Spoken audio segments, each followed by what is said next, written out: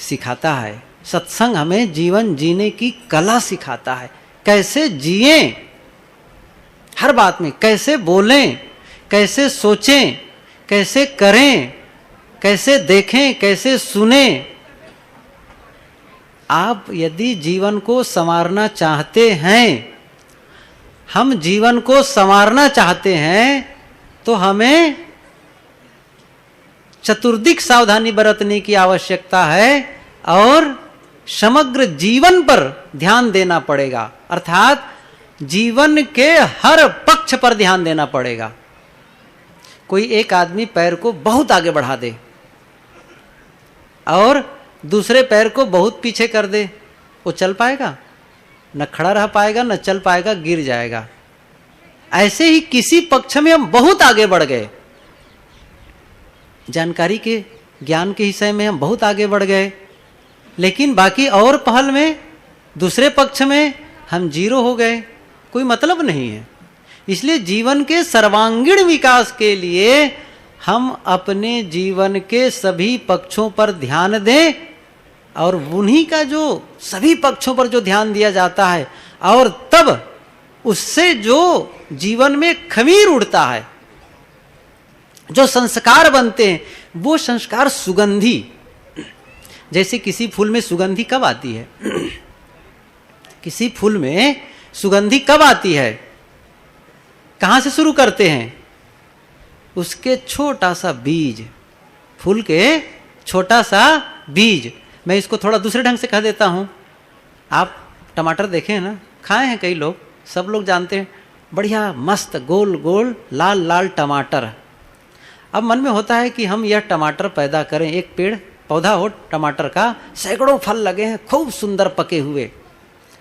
चाहते हैं कि हमें एक टमाटर का पौधा हो हमारे घर में, एक दो, और जिससे हम ऐसा ही फल चाहते हैं।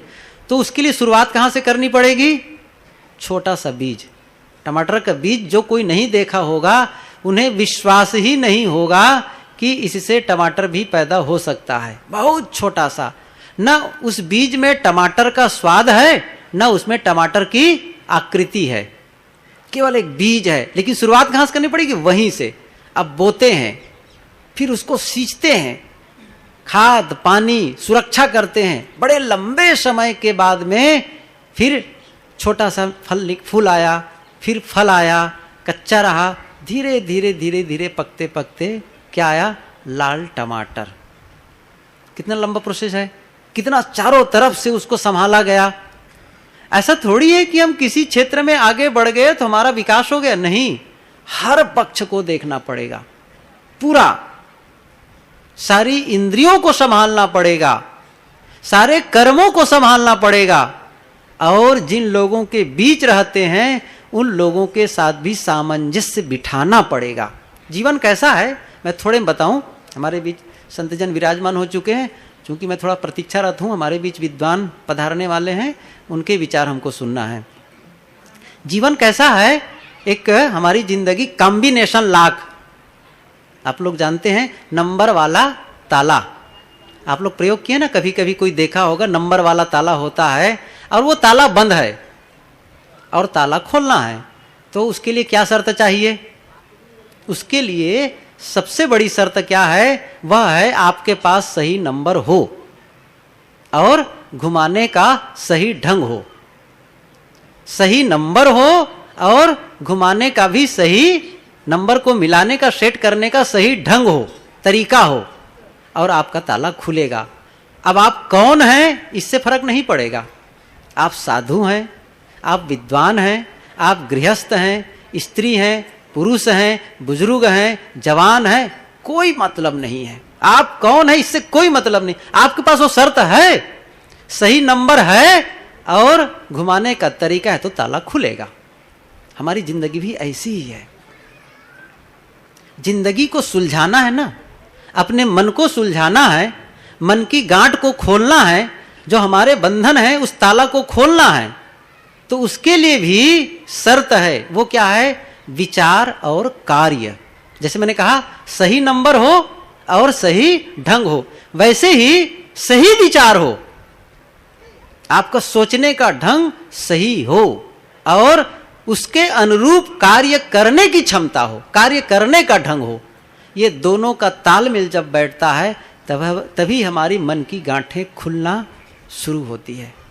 नहीं तो फिर हम जान ही नहीं पाते हैं कि मन में गांठ है भी और इसको हम कैसे खोलें, नहीं पता चलता है। लंबे समय तक सत्संग सुनते चले जा रहे हैं, सुनते ही नहीं है, प्रवचन देते चले जा रहे हैं, बोलते चले जा रहे हैं, लेकिन मन में ग्रंथि ज्यों की त्यों बनी हुई है। विचार और कार्य के साथ में तालमेल नहीं है। सोचना कैसे चाहिए, मैंने एक दिन कहा था, कैसे सोचें। सब कुछ का नियम होता है। नियम से, जैसे कल गुरुदेव जी से हम लोग सुन रहे थे, ईश्वर क्या है, सुने हैं, याद होना चाहिए आप लोगों को और याद रखना भी चाहिए। ईश्वर क्या है? व्यक्ति ईश्वर नहीं है, नियम ईश्वर है। नियम, हर सब कुछ संसार में नियम के तहत होता है। नियम के अलावा कोई काम नहीं होता है, ये ध्यान दीजिए। जो कुछ होता है नियम, नियम का उल्लंघन देव भी नहीं करते, वेदों में बात आती है। देव भी नियम का उल्लंघन नहीं कर सकते, ये वेद वचन है। कोई नहीं कर सकता है नियम का उल्लंघन, और यदि हम नियम का उल्लंघन करते हैं तो उसकी सजा हमें मिलेगी। दो प्रकार के नियम होते हैं, थोड़ा सा इसको समझ लें। दो प्रकार के नियम, एक होता है मनुष्य द्वारा बनाया हुआ नियम, मानव कृत, और दूसरा है कुदरत का नियम, प्रकृति का नियम। दो प्रकार के नियम होते हैं। जब हम मानव द्वारा बनाए हुए नियमों का कभी उल्लंघन कर देते हैं तो हम कई बार बच जाते हैं, सुरक्षित बच जाते हैं। जैसे हम लोग का नियम क्या है, सड़क पर चलो तो बाएं चलो, ये नियम है। लेकिन कई बार हम लोग दाहिने भी चलते हैं, तो कई बार दाहिने चल लेते हैं, लेकिन फिर भी बच जाते हैं। ऐसा नहीं कि हम हाथ पैर टूट जाता है, नहीं, बच जाते हैं। भले ही हमने नियम का उल्लंघन किया है, फिर भी हम बचे रह गए।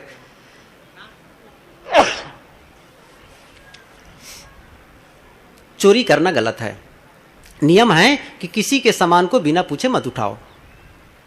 कई बार हम बिना पूछे उठा लिए, बिना पूछे उठा लिए, और किसी ने नहीं देखा, हम बच गए।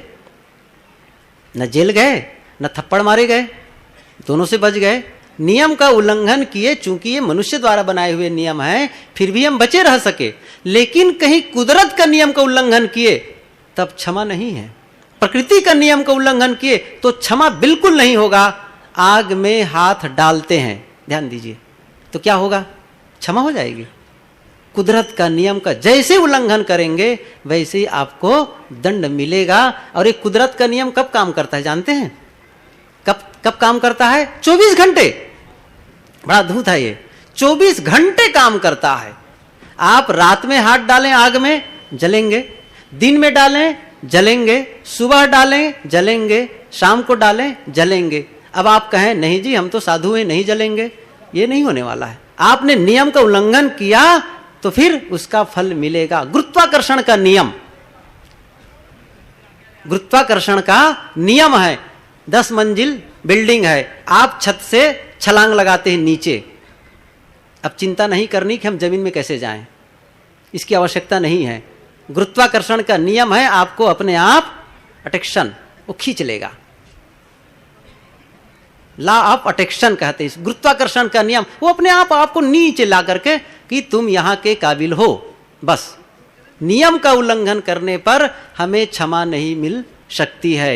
ऐसे ही जितना सत्य कुदरत का नियम है उतना ही सत्य हमारे मानसिक नियम है। मन के भी नियम उतना ही सत्य है, और यह मन का नियम भी 24 घंटे काम करते हैं। इस बात को भी ध्यान रखिए। भले हम न जाने, वैसे कुदरत के नियम की तरह प्रत्यक्ष तो नहीं पता चलता है, अव्यक्त होता है, अमूर्त, जिसे हम लोग कहते हैं अमूर्त, जो मूर्त रूप नहीं है, लेकिन ये काम करता है और होता है।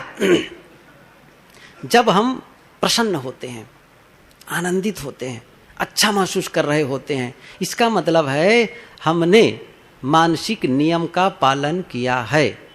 एक उसका सिस्टम है, एक ढंग है, उस सिस्टम का हमने फॉलो किया है, तभी हम प्रसन्न हैं। जो मन के नियम है ना, उसका हमने अनुपालन किया है, तभी हमारे भीतर में प्रसन्नता है। और यदि हम खिन्न हैं, दुखी हैं, नाराज हैं, उदास हैं, इसका अर्थ है कि हमने कहीं न कहीं मानसिक नियमों का उल्लंघन किया है। आप कौन हैं, मैं फिर से कहता हूं, आप कौन है इससे फर्क नहीं पड़ने वाला है। साधु हैं, मानसिक नियम का उल्लंघन करेंगे तो दुखी होंगे, गृहस्थ हैं दुखी होंगे, कोई भी हो, स्त्री हो, पुरुष हो, बड़े हो, छोटे हो, जो मानसिक नियम का उल्लंघन करेगा उन्हें दुख पाना है, उनके मन में असंतुष्टि। एक दिन गुरुजी कह रहे थे, नहीं वहां हाल में हम गीता सार पर बोल रहे थे, उन्होंने कहा चित्त की निर्मलता और प्रसन्नता, ये सूत्र वाक्य है। और बहुत, मैं आज से करीब 3-4 साल पहले और कहे थे, उसको मैंने डायरी में लिखा था अपनी, आज भी वही वाक्य 2-4 दिन पहले और कहे गुरुदेव जी। चित्त की प्रसन्नता और चित्त की निर्मलता और प्रसन्नता कैसे है? जैसे एक कागज के 2 पृष्ठ, कागज के पन्ने के जैसे 2 पृष्ठ। इसको और सरल ढंग से कहें तो क्या होगा? एक सिक्के के 2 पहलू। चित्त निर्मल है तो हम प्रसन्न हैं, और यदि हम नाराज हैं इसका मतलब है हमारा चित्त कलुषित है किसी न किसी मात्रा में। यह मानसिक नियम हमको समझ लेना चाहिए। इस मानसिक नियम का जब हम उल्लंघन करते हैं तो निश्चित दुखी होते हैं। अब यह कहो अमुक के नाते सबसे बड़ी गलती यह है हम सब में, ये मैंने कल सुबह ही कहा था शायद, हमारे स्वस्थ व्यक्तित्व की पहचान क्या है? हमारा व्यक्तित्व स्वस्थ है, क्या पहचान है?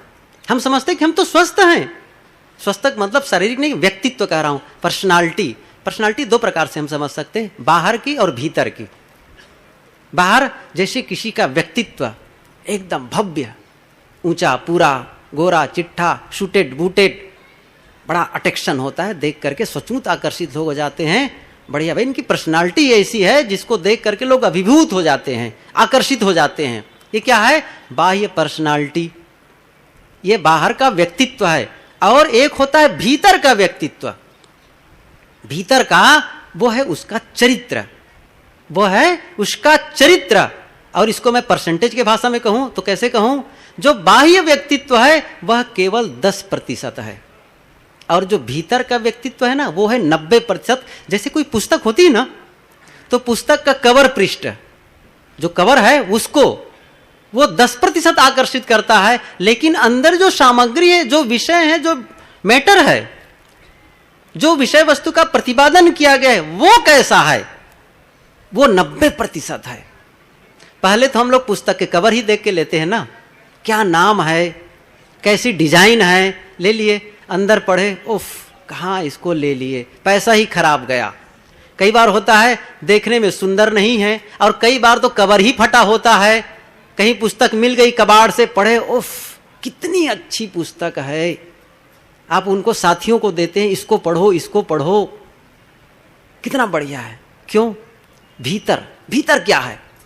हमारे चरित्र का सही व्यक्तित्व के निर्माण में आवश्यक है कि हम सचमुच कैसे हैं। लेकिन ज्यादा मेहनत किसके लिए करते हैं? 10% के लिए, ख्याल है ना? ज्यादा मेहनत करते, मैं कहता हूं उसकी आवश्यकता है। नहीं है कि आप चाहे जैसे बैठे रहें, चाहे जैसे कुरूप रहें, चाहे मैला कपड़ा पहने, नहीं। आपका कपड़ा भी बोलता है, आपका कपड़ा भी बोलता है, आपका चेहरा भी बोलता है, आपकी आंख भी बोलती है। आप एक कमरे में गए, कई लोग बैठे हैं, 10 लोग, और केवल गए और आ गए, जानते हैं एक संदेश छोड़कर आए। आप एक संदेश छोड़कर आ रहे हैं वहां से, आपको देखकर ही समझ जाएंगे कि क्या हैं, कैसे हैं। मान लो मैं अखबार पढ़ रहा हूँ, बाजू में बैठा एक आदमी कह रहा है मुझे भी अखबार दे दो। ठीक है, थोड़ा दूर रहा, मैंने कहा ले पढ़ लो, और फेंक दिया। समझ रहे हैं? पढ़ लेगा कि इसके चित्त की क्या दशा है, फेंक के दे रहा हूं। समझ रहे हैं क्या होगा? संदेश दिया ना, और मैं उठाकर उनके हाथ तक दिया, लीजिए पढ़िए, एक संदेश दिया। हम अव्यक्त इसे कहते हैं संवाद। एक अव्यक्त रूप से हम जो कुछ करते हैं, अव्यक्त रूप से भाषा, जिसको कहते हैं अनकही भाषा। एक शब्द है इसके लिए, क्या भाषा है, क्या शब्द है? अनकही भाषा। मैं बोल रहा हूं, ये तो वाणी है, लेकिन मैं अनकही भाषा का भी प्रयोग कर। आप लोग जितने लोग हैं ना, जैसे मैं जान जा रहा हूं, यहां से बैठे कई लोगों को देख करके मेरी बातों को सुन रहे हैं, केवल देख के पता चल गया ना। इसको क्या कहते हैं? अनकही भाषा। वह भाषा जो नहीं कही जा रही है फिर भी हमें सुनाई पड़ रही है, फिर भी हमें सुनाई पड़ रही है। इसको कहते हैं, एक शब्द है बॉडी लैंग्वेज, शरीर भाषा। तो मैं क्या कह रहा था कि हमारा व्यक्तित्व स्वस्थ कैसे हो, इस चीज को समझे। अब बेहद महत्वपूर्ण है हम अपने व्यक्तित्व को स्वस्थ बनाएं। हम मानते हैं कि हमारा व्यक्तित्व स्वस्थ है, या फिर हम मानते हैं कि हम स्वस्थ व्यक्तित्व वाला बने। तो पहला पॉइंट मैं थोड़े में बता देता हूं, वो क्या है? हमारा व्यक्तित्व स्वस्थ उसी अंश तक है जिस हद तक हम किसी व्यक्ति और परिस्थिति में जानबूझ करके अच्छाई ढूंढते हैं, और हमारा व्यक्तित्व अस्वस्थ उसी अंश तक है जिस हद तक हम व्यक्ति और परिस्थिति में जानबूझ करके बुराई ढूंढते हैं। अब आप सोचिए मेरा कैसा व्यक्तित्व है, खुद अवलोकन करिए। क्या मैं लोगों में, परिस्थितियों में अच्छाई ढूंढता हूं या फिर बुराई? मैं लोगों की आलोचना करता हूं या बुराई करता हूं? मेरा समय अधिक आलोचना में, शिकायत में, बुराई में जाता है, किस में जाता है? या मैं वहां से अच्छाई ढूंढ लेता हूं?